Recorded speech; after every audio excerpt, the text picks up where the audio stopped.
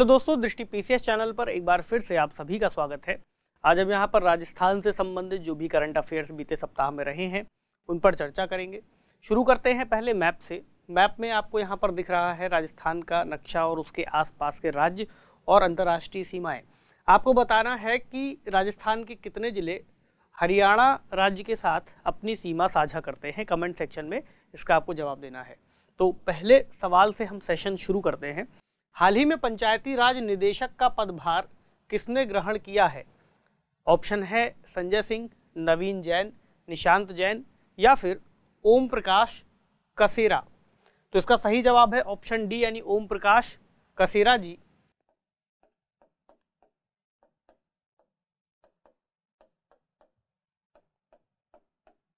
जो कि एक IAS हैं यानी भारतीय प्रशासनिक सेवा के अधिकारी हैं और इनको पंचायती राज निदेशक बनाया गया है। ऑप्शन डी सही है।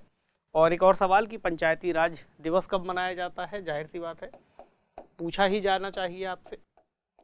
24 अप्रैल को पंचायती राज दिवस मनाया जाता है।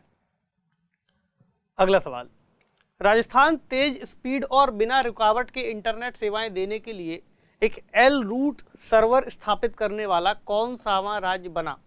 तो राजस्थान राज्य के अंतर्गत एल रूट सर्वर स्थापित किए गए हैं ताकि किसी भी स्तर पर यदि इंटरनेट से संबंधित रुकावट आती है, कोई प्राकृतिक आपदा के चलते या किसी भी अन्य कारण के चलते, तो इंटरनेट बहुत ज़्यादा बाधित नहीं होगा। तो राजस्थान कौन सा ऐसा राज्य बना है? पहला, दूसरा, तीसरा या फिर चौथा?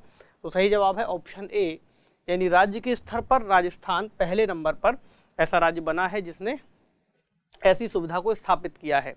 तो ई गवर्नेंस की पहल को बढ़ावा देते हुए ऐसा निर्णय लिया गया है और राज्य के अंतर्गत एल रूट सर्वर स्थापित किए गए हैं।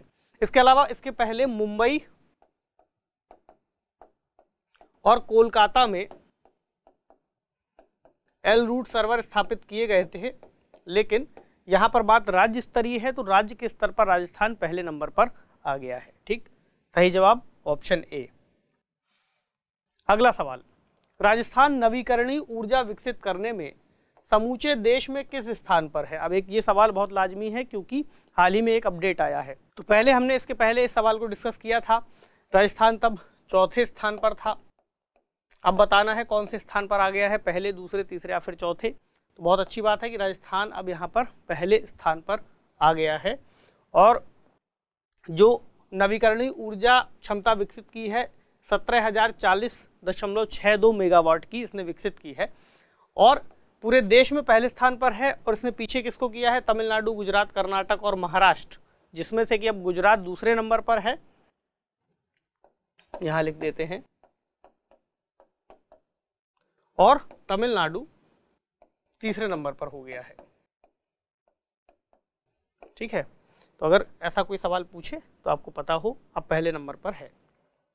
अगला सवाल, हाल ही में राज्यपाल श्री मिश्र ने कहां पर बालाजी देवस्थान का उद्घाटन किया है? ऑप्शन दौसा, मथुरा, प्रयागराज या फिर वाराणसी। तो हाल ही में मथुरा के अंतर्गत जो देवस्थान का है उसका उद्घाटन किया गया है। तो उत्तर प्रदेश के मथुरा जिले में वृंदावन बालाजी देवस्थान उद्घाटन इसके अवसर पर जो राज्यपाल हैं वे वहां पर संबोधन कर रहे थे और उन्होंने वहां पर, चूंकि ये जो अवसर है ये हनुमान जयंती से संबंधित रहा है, तो हनुमान जयंती इस बार 16 अप्रैल को मनाई गई थी और इसी मौके पर उन्होंने एक हनुमान चालीसा स्तंभ का भी लोकार्पण किया है।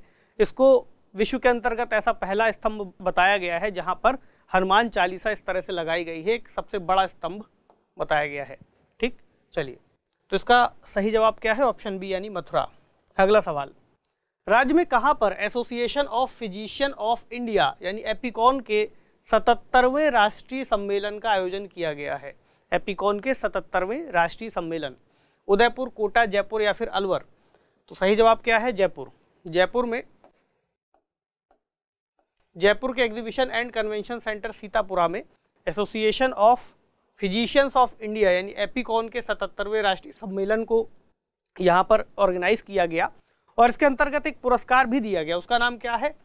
जीवराज मेहता पुरस्कार, यानी कि जीवराज मेहता अवार्ड।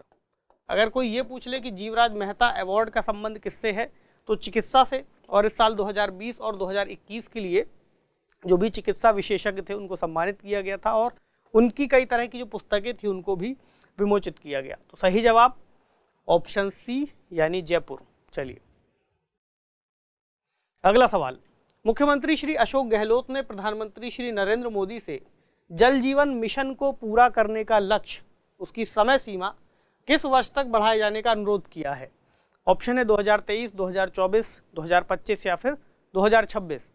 तो मुख्यमंत्री श्री गहलोत जी ने नरेंद्र मोदी जी को पत्र लिखकर कहा है कि जल जीवन मिशन का जो क्रियान्वयन किया जा रहा था कोविड-19 के बाद से, उसके क्रियान्वयन में कुछ रुकावट आई है, कुछ देरी हो रही है। इसके अलावा राजस्थान की जो विशेष भौगोलिक परिस्थितियां हैं उसकी वजह से भी समस्या आ रही है, क्योंकि किसी खास एक स्थान पर घनी बसावट नहीं है, अलग अलग है। और इसके अलावा राजस्थान का जो क्षेत्रफल है अपने आप में देश में सर्वाधिक है राज्यों के स्तर पर, तो इसलिए वो ऐसा चाहते हैं कि जो जल जीवन मिशन है उसको कार्यान्वित करने की जो समय सीमा है बढ़ा दी जाए, और 2026 तक का उन्होंने समय मांगा है। ठीक, चलिए अगला सवाल, राज्य में 30 अप्रैल से राष्ट्रीय सहकार मसाला मेला 2022 का आयोजन कहाँ किया जाएगा? कौन सा मेला है? राष्ट्रीय सहकार मसाला मेला। कब से शुरू कर रहे हैं? 30 अप्रैल से। कहाँ करेंगे ये पूछा गया है, जोधपुर, जयपुर, बीकानेर या फिर झुंझुनू। तो जयपुर से इसको शुरू किया जा रहा है, कुछ देख लें। तो 10 दिवसीय मेला होगा जिसको 30 अप्रैल से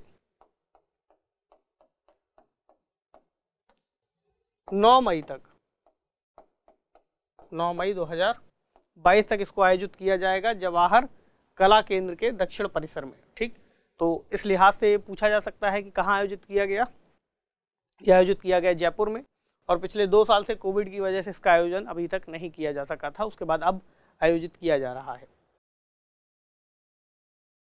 अगला सवाल, राज्य में जुलाई से शुरू होने वाला कक्षा 1 से 8 तक के विद्यार्थियों के लिए ब्रिज कोर्स एक शुरू कर रहे हैं, उसका उद्देश्य पूछा जा सकता है क्या है? ऑप्शन, कोरोना के दौरान विद्यार्थियों के हुए लर्निंग लॉस को कम करना, स्कूलों में नामांकन अधिक करना, ऑनलाइन पढ़ाई को बढ़ाना, या इनमें से कोई नहीं। तो जो ब्रिज कोर्स है वो शुरू किया गया है कोरोना के दौरान विद्यार्थियों को हुए लर्निंग लॉस को कम करने के लिए।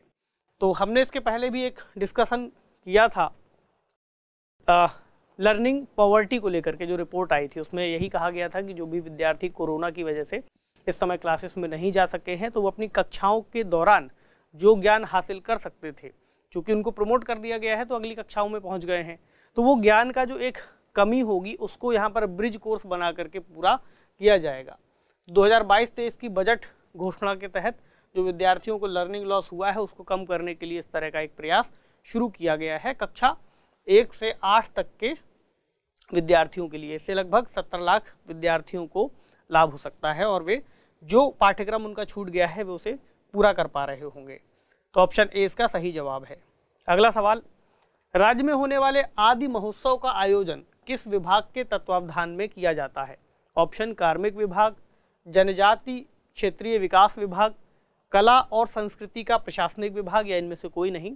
तो आदि महोत्सव का जो आयोजन है जनजाति क्षेत्रीय विकास विभाग द्वारा किया जा रहा है।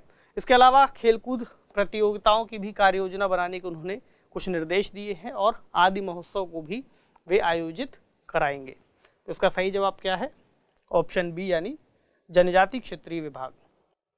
अगला, राज्य सरकार ने शिक्षाकर्मी कल्याण कोष में शिक्षाकर्मियों हेतु सहायता राशि 1 लाख रुपए से बढ़ाकर कितने रुपए कर दी है?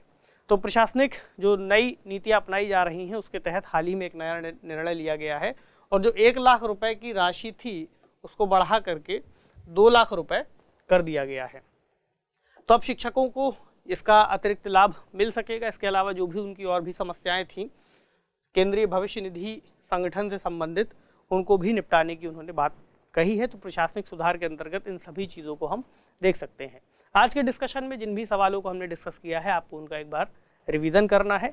किसी भी तरह की परीक्षा में ऐसे सवाल बन सकते हैं। आपसे मिलेंगे अगले सेशन में कुछ नए सवालों के साथ। तब तक पढ़ते रहिए। शुक्रिया।